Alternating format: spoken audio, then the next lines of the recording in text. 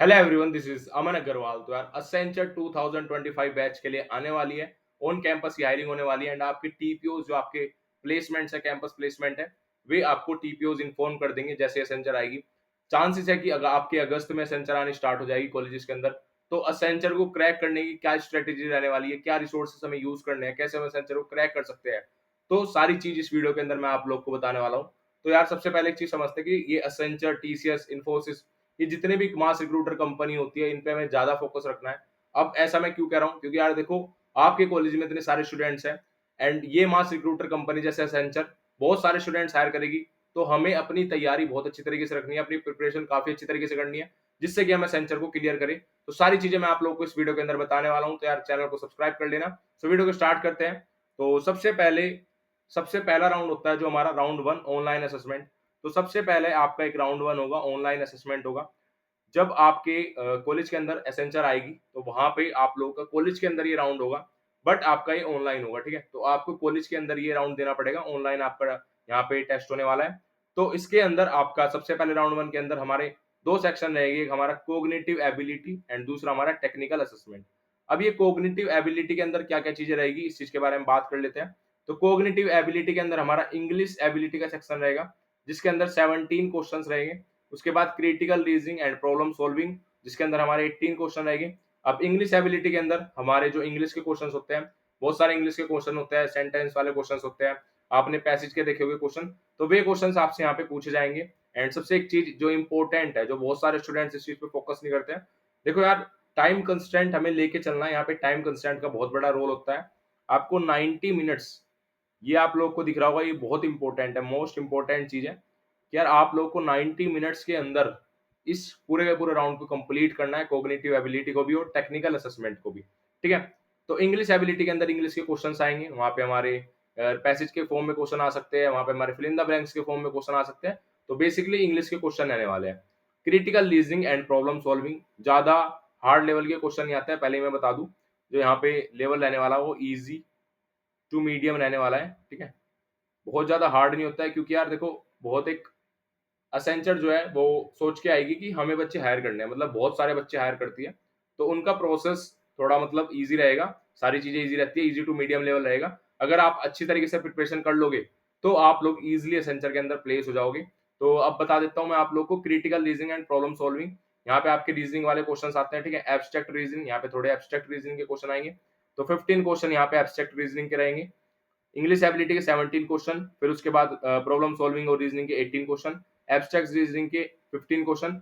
तो ये टोटल हमें 50 क्वेश्चन हमारे कोग्निटिव एबिलिटी हो गए।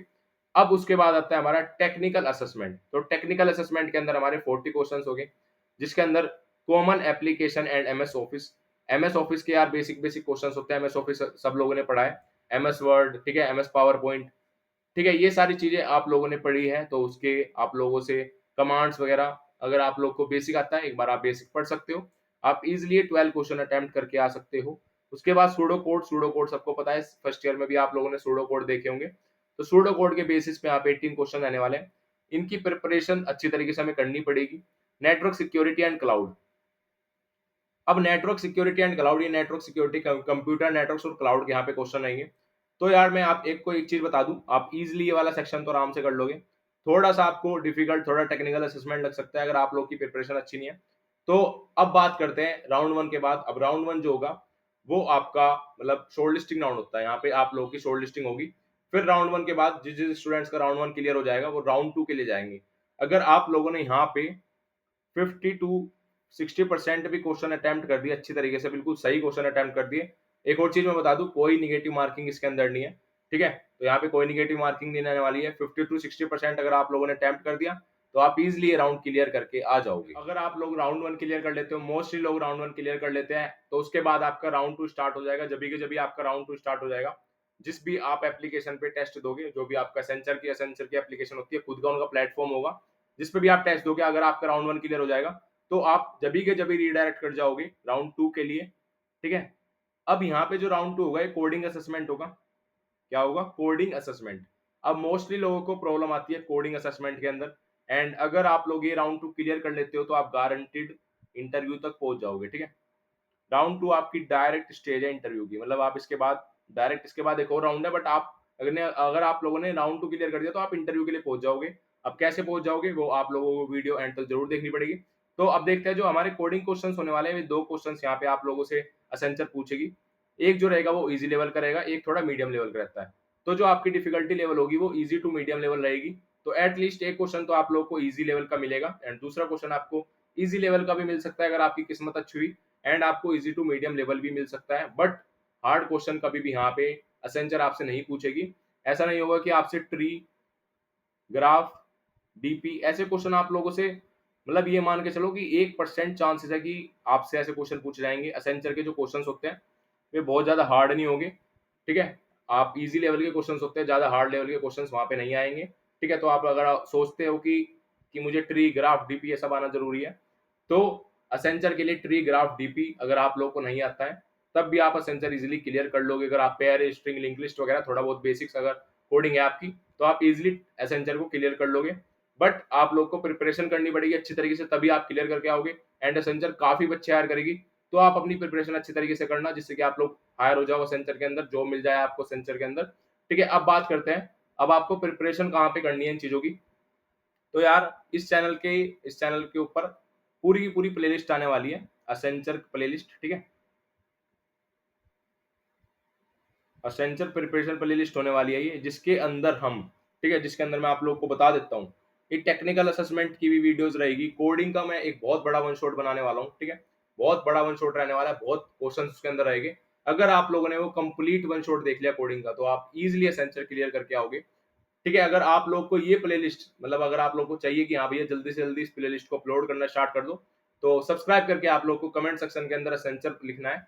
ये जल्दी से जल्दी आप लोग को बैक टू बैक वीडियोस मिल जाएगी, एंड चैनल को सब्सक्राइब कर लेना, क्योंकि ये चैनल आप लोग को काफी हेल्प करेगा। जो भी वीडियोस आएगी आप लोग को तुरंत के तुरंत नोटिफिकेशन मिल जाएगी। अब चलते हैं अपने राउंड 3 पे, ठीक है।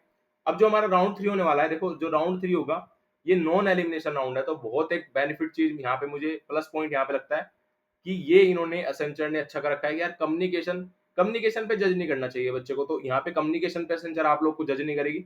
नॉन एलिमिनेशन राउंड रहने वाला है।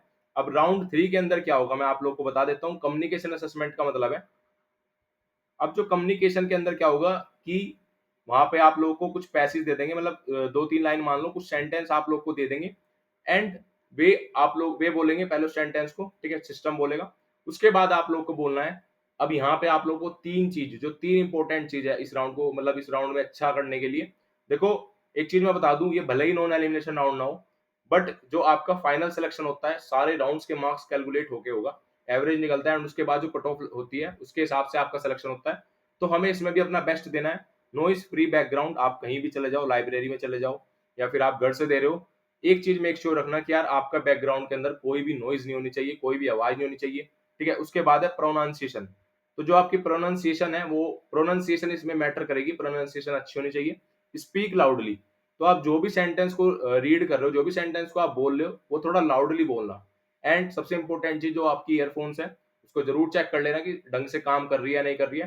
पहले अपने पास एक स्पेयर में रखना एंड चेक कर लेना, पहले टेस्ट कर लेना, ठीक है। बहुत सारे ऑनलाइन सॉफ्टवेयर आप लोग को मिल जाएंगे, एक बार उसको रन कर लेना कि सही से मेरी ईयरफोन टेस्ट कर लेना कि काम कर रही है नहीं कर रही है। कभी आप लोग पेपर देते वक्त आप लोग को प्रॉब्लम हो, तो ये गलती हमें बिल्कुल नहीं करनी है, ईयरफोन अपनी स्पेयर में रखना एंड चेक करके रखना। अब चलते हैं राउंड 4 के बारे में, ठीक है।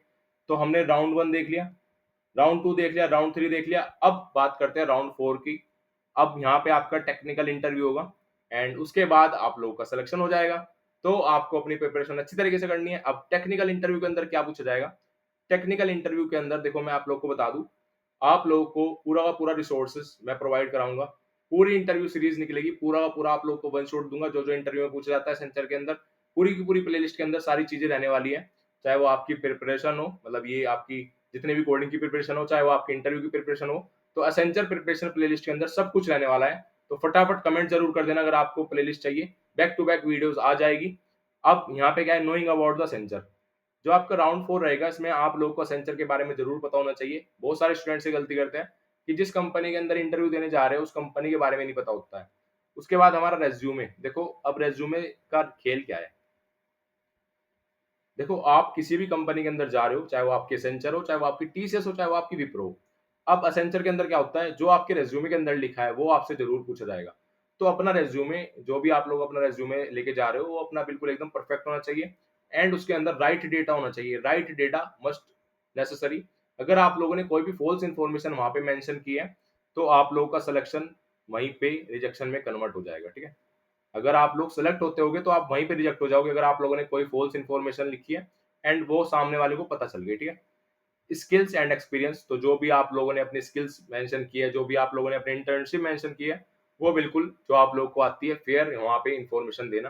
प्रोजेक्ट को आप पता होना चाहिए कि प्रोजेक्ट कैसे आप लोग को बताना है। तो इस पे भी मैं पूरी की पूरी एक वीडियो बना दूंगा, तो ये प्लेलिस्ट के अंदर सारा का सारा डेटा रहने वाला है, पूरी की पूरी वीडियो रहने वाली है, कहीं कहीं टॉपिक्स पे वीडियो रहने वाली है, पूरी प्रिपरेशन होगी एंड आप इजिली एसेंशियल क्लियर करके आओगे। अब बात करते हैं टेक्निकल नॉलेज। तो टेक्निकल नॉलेज आपकी कोई भी प्रोग्रामिंग लैंग्वेज है, सी प्लस प्लस, जावा, पाइथन, वो आपको अच्छी तरीके से आनी चाहिए यहाँ पे। तो ये पूरा का पूरा रहने वाला है, ठीक है। ये पूरा का पूरा एक प्रोसेस था, कैसे कैसे हमें क्रैक करना है, क्या क्या रिसोर्सेज है, सारी चीजें मैंने आप लोग को बता दी। अब आप लोग को क्या काम करना है, आप लोगों को कमेंट सेक्शन के अंदर कमेंट करनी है एसेंशियल, एंड प्ले लिस्ट आपकी जल्दी से जल्दी आ जाएगी। एंड चैनल को सब्सक्राइब कर लेना, एंड वीडियो अच्छी लगी तो प्लीज लाइक करना। एंड अगर आपको कोई भी डाउट हो, कोई भी क्वेरी हो, तो कमेंट सेक्शन के अंदर आप कमेंट कर देना। मिलते हैं नेक्स्ट वीडियो के अंदर।